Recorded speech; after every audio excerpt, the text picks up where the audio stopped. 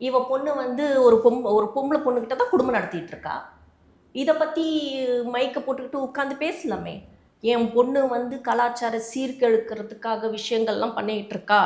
ஒரு ஒரு என் பொண்ணு வந்து ஒரு பையனை கல்யாணம் பண்ணி நல்லபடியாக வாழ்ந்து ஒரு குழந்தை குட்டின்னு என்னை பேரன் பேத்தின்னு பெற்று தருவான்னு நினச்சேன். ஆனால் இன்னொரு பொண்ணுக்கிட்ட போயிட்டு குடும்பம் நடத்துகிறா என் பொண்ணு அப்படின்னு சொல்லி பேச வேண்டியதானே நீ. அதை ஏன் பேச விட்டு நீ ஊரில் இருக்கிற பொண்ணுங்களை இல்லை நீ காரி துப்புவ, ஊரில் இருக்க நடிக்கிற அத்தனை நடிகையும் நீ காரி துப்புவ.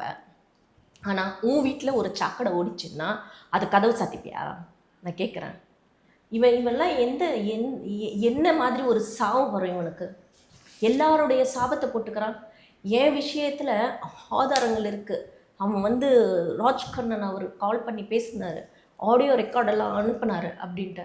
ஆடியோ ரெக்கார்டு உனக்கு மட்டும்தான் அமைச்சிருக்கான், நடிகை ஷார்மிளாவுக்கும் அமைச்சிருக்கான். அவங்களும் பல நாள் எனக்கு வந்து அவர் நண்பர் அப்படின்னு சொல்லி பேசிகிட்டு இருக்கு. இது அந்த ஷார்மிளா பல நாள் பல பல வருஷங்கள் கணக்காக அவருக்கு நண்பரா எனக்கு தெரிஞ்செல்லாம்.